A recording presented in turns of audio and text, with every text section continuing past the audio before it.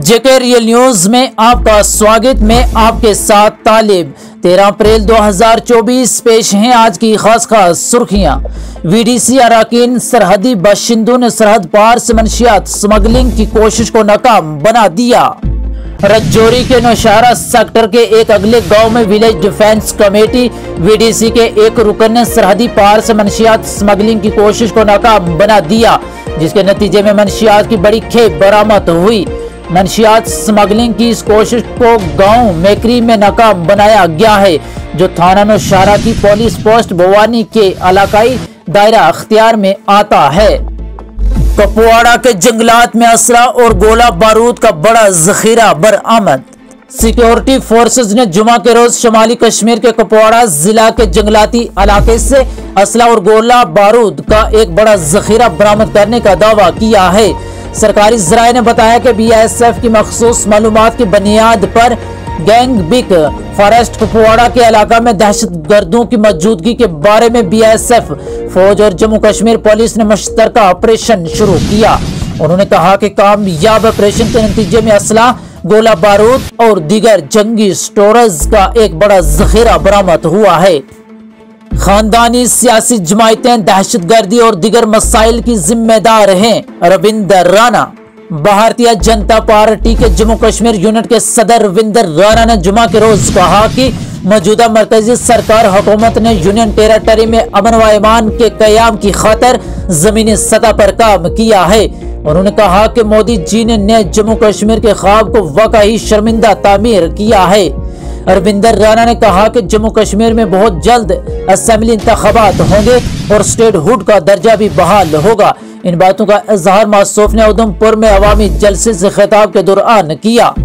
उन्होंने कहा कि वजीर आजम नरेंद्र मोदी ने सभी मज़ाहिब के मानने वालों को बराबरी की बुनियाद पर इंसाफ फराहम किया है। भाजपा हुकूमत ने जम्मू कश्मीर में जमहूरियत के तमाम दर्जों को मुअत्तल कर दिया है। जयराम रमेश। कांग्रेस के जनरल सेक्रेटरी जयराम रमेश ने वजीर आजम नरेंद्र मोदी के जम्मू कश्मीर के उधमपुर दौरे पर तनकीद करते हुए कहा कि भारतीय जनता पार्टी BJP हुकूमत ने जम्मू कश्मीर में जमहूरियत के तमाम दर्जों को मुअत्तल कर दिया है और नए इंतखाबात कराने से इनकार कर दिया है।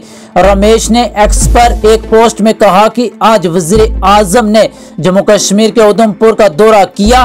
सबका रियासत में इक़्तिदार को बरकरार रखने की कोशिश में BJP हुकूमत ने अब जमहूरियत के तकरीबन तमाम दर्जों को मुअत्तल कर दिया है और नए इंतखाबात कराने से इनकार कर दिया है।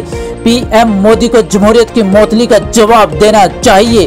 कांग्रेस के सीनियर लीडर ने निशानदेही की कि जब से BJP ने 2018 में महबूबा मुफ्ती की हुकूमत से हमायत वापस ली थी, तब से जम्मू कश्मीर की मुंतखब हुकूमत के बगैर है।